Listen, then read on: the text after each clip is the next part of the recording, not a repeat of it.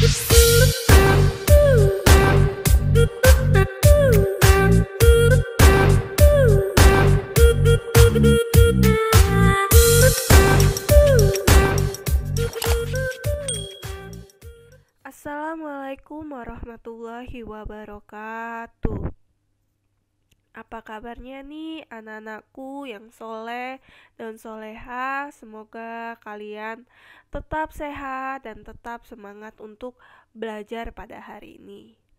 Oke, sebelum kita memulai pembelajaran kita pada hari ini, ada baiknya kita mengucapkan Bismillahirrohmanirrohim. Nah, untuk mapel bahasa Indonesia, materi pertama kita bertemu dengan teks laporan hasil observasi. Apa sih teks laporan observasi itu? Apakah kalian di sini sudah ada yang tahu apa teks laporan observasi itu? Oke, mari kita mengamati di slide selanjutnya. Teks laporan hasil observasi adalah tulisan hasil pengamatan terhadap suatu objek secara lebih detail. Jadi teks laporan hasil observasi adalah sebuah tulisan dari hasil pengamatan objek yang kita tulis secara lebih detail. Nah, pengamatan apa saja sih yang bisa kita lakukan? Yang pertama, kita bisa mengamati sebuah gunung, sebuah sawah, ataupun sungai. Terus yang kedua, kalian juga bisa mengamati dari tumbuh-tumbuhan seperti bunga mawar, terus bunga anggrek, ataupun lain sebagainya. Selanjutnya, kalian juga bisa mengamati sebuah kegiatan. Contohnya misalnya kegiatan pramuka, kegiatan OSIS, ataupun lain sebagainya. Itu dia. Selain itu dia ya, jadi kalian sudah tahu ya, apa sih teks laporan hasil observasi itu? Kalau Ibu Dian bertanya, kalian sudah bisa menjawabnya. Apa itu teks laporan hasil observasi? Selanjutnya, teks laporan hasil observasi itu tidak sama dengan teks deskripsi. Biasanya nih, banyak yang menyamakan antara teks laporan hasil observasi dengan teks deskripsi.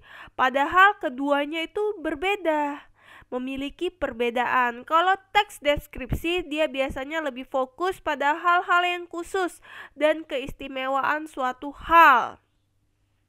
Misalnya, sapi adalah penghasil susu terbaik. Nah, itu teks deskripsi. Kalau teks laporan hasil observasi dia lebih objektif dan secara detail. Itu dia ya perbedaan antara teks laporan hasil observasi dengan teks deskripsi. Selanjutnya, ciri-ciri laporan hasil observasi ada apa aja sih? Yang pertama, ada objektif. Nah, di sini maksud dari objektif itu adalah hal-hal atau informasi yang kita tulis dalam teks laporan hasil observasi tersebut harus sesuai dengan apa yang kita lihat, apa yang kita dengar, dan juga dari hasil pengamatan lainnya. Itu kalau secara objektif. Selanjutnya, ada faktual atau fakta yang artinya kita tidak bisa menambahkan sebuah informasi lain selain dari apa yang telah kita amati. Terus ada sistematis di sini, teks laporan hasil observasi dia harus disusun secara sistematis dan secara detail. Itu ya. Jadi ciri-ciri teks laporan hasil observasi ada 3, ada objektif, faktual, dan sistematis. Selanjutnya, fungsi teks laporan hasil observasi. Ada apa saja ya? Yang pertama, memberitahukan atau menjelaskan tanggung jawab tugas dan kegiatan pengamatan. Terus yang kedua, yaitu alat pendokumentasian suatu objek atau pengamatan. Jadi fungsi dari teks laporan hasil observasi itu bukan hanya sebuah teks saja ya, tetapi bisa juga menjadi dokumentasi dari objek yang sudah kita amati. Nah, Sampai di sini dulu materi yang Ibu berikan pada materi awal, yaitu teks laporan hasil observasi. Sampai di sini apakah kalian sudah cukup paham? Atau ada yang masih belum paham?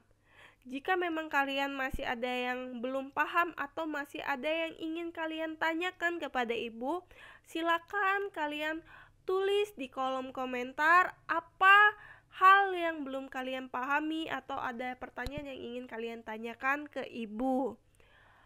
Oke, pertemuan kita pada hari ini sampai di sini dulu. Nanti kita lanjutkan ke materi selanjutnya di pertemuan selanjutnya. Ibu akhiri, Assalamualaikum warahmatullahi wabarakatuh.